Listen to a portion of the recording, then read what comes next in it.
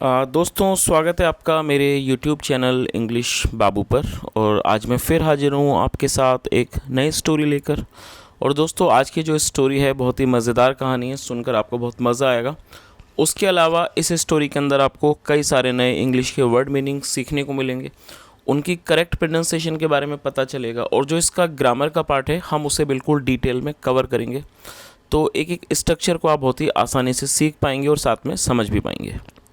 तो चलिए दोस्तों आज की इस कहानी को हम शुरू करते हैं और सबसे पहले कहानी का टाइटल देखते हैं। कहानी का टाइटल है रिजल्ट ऑफ इम्पेशेंस। क्या मतलब हुआ? रिजल्ट का मतलब होता है परिणाम। और दोस्तों ये जो वर्ड है इम्पेशेंस, ये एक नाउन है जिसका मतलब होता है अधीरता या फिर बेचैनी, बेसब्री, उसे इम्पेशेंस कहा जाता है। तो इस पूरी लाइन का क्या मतलब हुआ? रिजल्ट ऑफ इम्पेशेंस मतलब कि अधीरता का परिणाम। तो दोस्तों ये आज की इस कहानी का टाइटल है, शीर्षक है, और अब मैं इसे पढ़ना शुरू करता हूँ। आपसे रिक्वेस्ट है आप इसे बिल्कुल ध्यान से सुने, और यदि आपको कोई नया वर्ड या फिर नया स्ट्रक्चर देखने को मिले तो आप उसे नोट भी ज़रूर करें।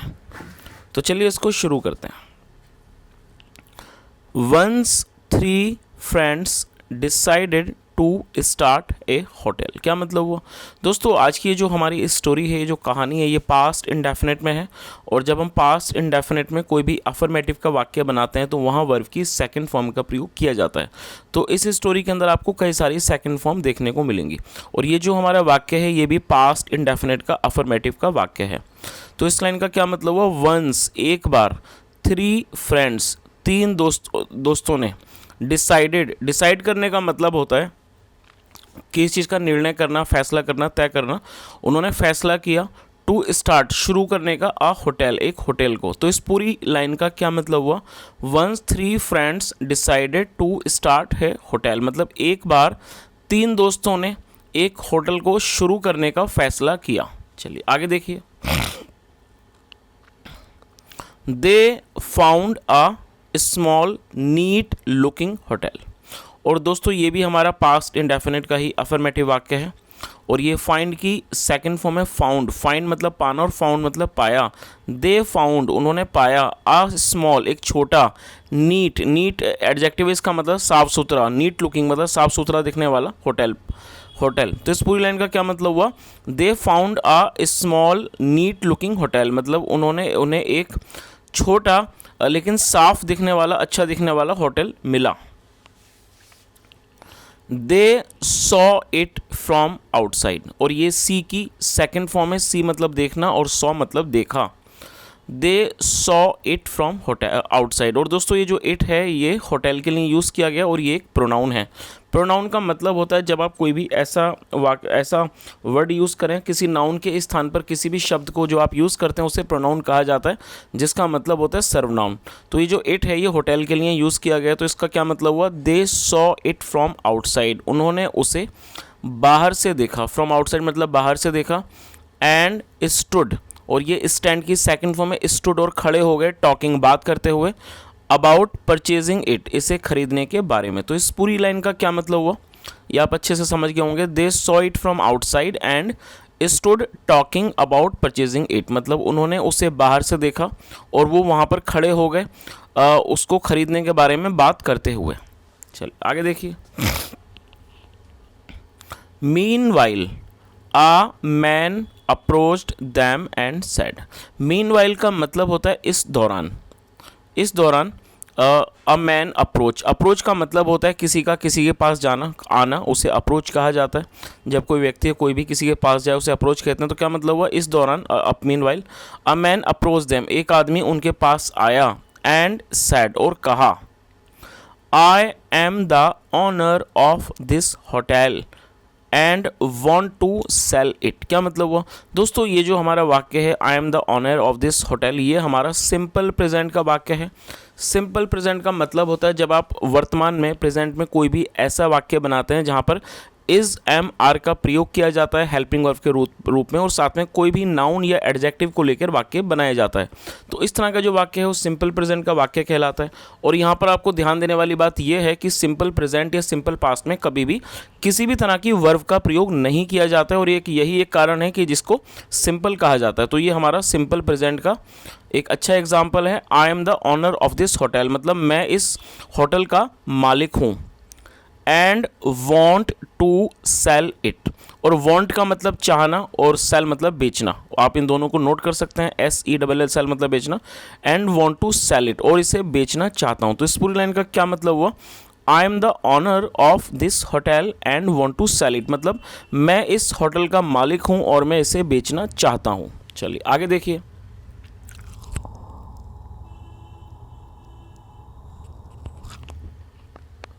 I heard that you want two by it, क्या मतलब हुआ। और ये दोस्तों आप इस वर्ड को नोट कर सकते हैं, ये हियर की सेकंड फॉर्म है। हियर का मतलब होता है सुनना, हियर का मतलब होता है सुनना, और ये सेकंड फॉर्म है हर्ड। तो क्या मतलब हुआ, आई हर्ड मतलब मैंने सुना, दैट की आई हर्ड द मैंने सुना दैट की you want two by it, कि आप इसे खरीदना चाहते हैं। यस यू आर राइट, हाँ आप ठीक हो, या आप कह सकते हैं आप सही कह रहे हो। द फ्रेंड्स सैड, दोस्तों ने कहा। चलिए आगे देखिए।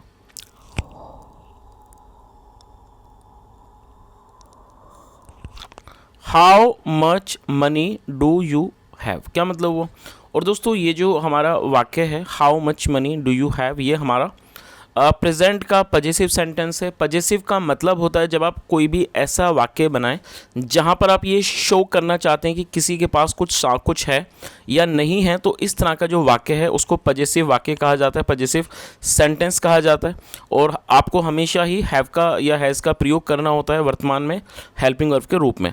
और ये जो हमारा वाक्य है ये पजेसिव का एक इंटरोगेटिव सेंटेंस है, और ये जो वर्ड है हाउ मच जिसका मतलब है कितना, ये एक इंटरोगेटिव वर्ड है। तो इस पूरी लाइन का क्या मतलब हुआ, how much money do you have, मतलब कि how much money do you have, आपके पास कितने रुपये हैं, या कह सकते हैं आपके पास कितना पैसा है। और ये क्वेश्चन है। द मैन आस्क्ड, आदमी ने पूछा। We have 3 lakhs, they replied. और दोस्तों ये जो आप वाक्य देख रहे हैं ये भी हमारा पजेसिव का सेंटेंस है। और जैसा मैंने आपको बताया जब आप वर्तमान में मतलब कि प्रेजेंट में कोई भी पजेसिव का वाक्य बनाना चाहते हैं तो वहाँ पर हैज़ या हैव का प्रयोग किया जाता है हेल्पिंग वर्ब के रूप में। और ये हमारा पजेसिव का अफर्मेटिव वाक्य है जहाँ पर हैज़ या हैव का प्रयोग किया जाता है। और यदि हमारा सब्जेक्ट वी यू दे आई या फिर प्लूरल होगा तो उसके साथ हैव का प्रयोग करना होता है। तो क्या मतलब हुआ, वी हैव 3 lakhs, हमारे पास 3 लाख, वी हैव 3 lakhs, हमारे पास 3 लाख हैं। दे रिप्लाइड, उन्होंने जवाब दिया। चलिए आगे देखिए। ऑल राइट, ठीक है। देन, फिर ऑल राइट देन मतलब फिर ठीक है। Take this bundle of hotels papers. और दोस्तों यहाँ होटल के बाद एपेस्ट्रोफी एस का लगाया गया है। एपेस्ट्रोफी एस का मतलब होता है का, के, की। जब आप किसी के साथ कुछ जोड़ना चाहते हैं तो वहाँ पर एपेस्ट्रोफी एस का प्रयोग किया जाता है कुछ जोड़ने के लिए। तो क्या मतलब हुआ, होटल्स पेपर्स मतलब होटल के पेपर। तो इसने क्या कहा, ऑल राइट देन मतलब फिर ठीक है। Take this bundle of hotels papers मतलब ये जो होटल के जो पेपर्स का ये जो बंडल है आप इसे ले लो, टेक मतलब ले लो। And give me the money, और मुझे पैसे दे दो। चलिए आगे देखिए। गिव मी द मनी मतलब मुझे पैसे दे दो। The hotel is yours now, और योर्स का मतलब होता है आपका। The hotel is yours now मतलब ये जो होटल है अब वो आपका है। चलिए आगे देखिए। The friends happily gave the money, took the papers and entered the hotel. क्या मतलब हुआ, the friends happily give the money. और दोस्तों ये जो हमारा वाक्य है ये भी पास्ट का अफर्मेटिव वाक्य है, और ये गिव की सेकंड फॉर्म में गिव, और यहाँ पर इस शब्द का प्रयोग किया गया हैप्पीली, आप इसे नोट कर सकते हैं। हैप्पीली का मतलब होता है खुशी से या फिर प्रसन्नता से। और दोस्तों ये एक एडवर्ब है। एडवर्ब का मतलब होता है ऐसा कोई भी शब्द जो किसी वर्ब की विशेषता को बताए। तो आप इस चीज़ को बहुत अच्छे से नोट कर सकते हैं कि एडवर्ब का मतलब होता है कि ऐसा शब्द जो किसी वर्ब की विशेषता को बताए। और आप देखेंगे कि जो ज़्यादातर इस तरह के जो शब्द हैं कि जो LY पे ख़त्म होते हैं वो एडवर्ब होते हैं ज़्यादातर। तो इस लाइन का क्या मतलब हुआ, the friends happily gave the money, दोस्तों ने मतलब खुशी से पैसे दे दिए। टुक द पेपर्स, उन्होंने पेपर्स थे जो कागज़ थे मतलब होटल के उनको ले लिया। और ये टेक के सेकंड फॉर्म में टुक द पेपर्स, पेपरों को ले लिया। And entered the hotel, enter का मतलब होता है कहीं पर प्रवेश करना, एंड एंटर्ड द होटल, और उन्होंने होटल में प्रवेश किया। चलिए आगे देखिए। They had a hearty lunch, क्या मतलब हुआ? और दोस्तों हार्टी का मतलब होता है हृदय से, बिल्कुल मन से, तो इस लाइन का क्या मतलब हुआ? They had a hearty lunch, और उन्होंने उसके बाद दिल खोलकर एकदम अच्छे से उन्होंने लंच किया। The waiter asked for the bills payment and then the friends said, क्या मतलब हुआ? The waiter ask. और दोस्तों आप इस वर्ड को भी नोट कर सकते हैं। आस्क का मतलब होता है पूछना, और आपने इस वर्ड को कई बार यूज़ भी किया होगा। आस्क का मतलब पूछना होता है, लेकिन आपको ये चीज़ याद रखनी है कि आस्क के साथ यदि फॉर को जोड़ दिया जाए तो इसका मतलब हो जाता है मांगना। तो आप इस वर्ड को नोट कर सकते हैं। आस्क फॉर का मतलब होता है मांगना। तो इस पूरी लाइन का क्या मतलब हुआ, एक बार इसको अच्छे समझ लीजिए। पहले हम इस लाइन को देख लेते हैं। They had a hearty lunch, मतलब उन्होंने एक बहुत ही अच्छा दिल से, मतलब कि हृदय से उन्होंने खाना खाया, बहुत ही अच्छा। The waiter asked for the bills, और जो वेटर था आस्क्ड फॉर द बिल, उसने बिल मांगा। बिल्स पेमेंट मतलब उसने बिल की जो पेमेंट थी, जो उसके पैसे थे वो उसने मांगे। एंड देन, और फिर द फ्रेंड्स सैड, वो जो दोस्त थे, फ्रेंड्स थे, फ्रेंड्स सैड, उन्होंने कहा we are the new owners of this hotel. और दोस्तों ये जो हमारा वाक्य है ये भी सिंपल प्रेजेंट का ही वाक्य है, और यहाँ पर आर का प्रयोग किया गया है हेल्पिंग वर्ब के रूप में। तो क्या मतलब हुआ? We are the new owners of this hotel, मतलब कि हम इस होटल के नए मालिक हैं। चलिए आगे देखिए। The actual hotel owner came and, और दोस्तों ये जो हमारा वाक्य है ये भी हमारा पास्ट इंडेफिनिट का अफर्मेटिव वाक्य है। द एक्चुअल होटल ऑनर के, मतलब एक्चुअल का मतलब जो वास्तविक, द एक्चुअल होटल ऑनर के मतलब जो वास्तविक मालिक था होटल का वो आया। एंड आफ्टर एग्जामिनिंग, एग्जामिन का मतलब होता है किसी चीज़ को देखभाल, किसी चीज़ का की जांच करना। And after examining their papers, और उनके पेपर्स की मतलब जो उनके जो कागज़ों की जांच करने के बाद ही टोल्ड दैम, उसने उन्हें बताया। और दोस्तों ये जो दैम है वो उन दोस्तों के लिए यूज़ किया गया, ये एक ऑब्जेक्ट है। तो क्या मतलब है इस पूरी लाइन का कि the actual hotel owner came, मतलब जो वास्तविक मालिक था होटल का वो आया। And after examining their papers, और उनके पेपर्स की कागज़ की जांच करने के बाद ही टोल्ड दैम, उसने उन्हें बताया दैट कि their papers were not original, उसने क्या बताया? That their papers were not original, कि जो उनके पेपर्स थे वो ओरिजिनल नहीं हैं, मतलब वो ठीक नहीं है, ओरिजिनल नहीं है। The three friends had to wash dirty vessels to pay their bills, क्या मतलब हुआ? और दोस्तों इस वाक्य के अंदर हैड टू का प्रयोग किया गया है, और ये हमारा एक पास्ट फोर्स्ड एक्शन सेंटेंस है। आप इसे नोट कर सकते हैं। जब आप पास्ट में कोई भी ऐसा वाक्य बनाना चाहते हैं जहां पर आप ये शो करना चाहते हैं कि पास्ट में किसी को कोई भी काम किसी मजबूरी में या फिर मजबूरी में करना पड़ा हो, या कोई किसी आवश्यकता की वजह से करना पड़ा हो, और आप किसी भी तरह का फोर्स शो करना चाहते हैं, तो वहाँ पर हैड टू का प्रयोग किया जाता है हेल्पिंग वर्ब के रूप में। और ये जो वाक्य है वो पास्ट फोर्स्ड एक्शन सेंटेंस कहलाता है, और हैड टू उसकी हेल्पिंग वर्ब है। तो इस पूरी लाइन का क्या मतलब हुआ, आप इसे अच्छे समझ लीजिए। The three friends had to wash the dirty vessels to pay their bills, मतलब तीनों दोस्तों को क्या had to wash dirty vessels, मतलब गंदे बर्तनों को, जो गंदे बर्तन थे उन्हें धोना पड़ा। टू पे देयर बिल्स, उनके बिल को पे, मतलब अपने बिल को पे करने के लिए। चलिए दोस्तों अब इस कहानी का जो मॉरल है हम वो भी एक बार देख लेते हैं। इस कहानी का मॉरल क्या है? मॉरल क्या है इसका? One must not act in haste.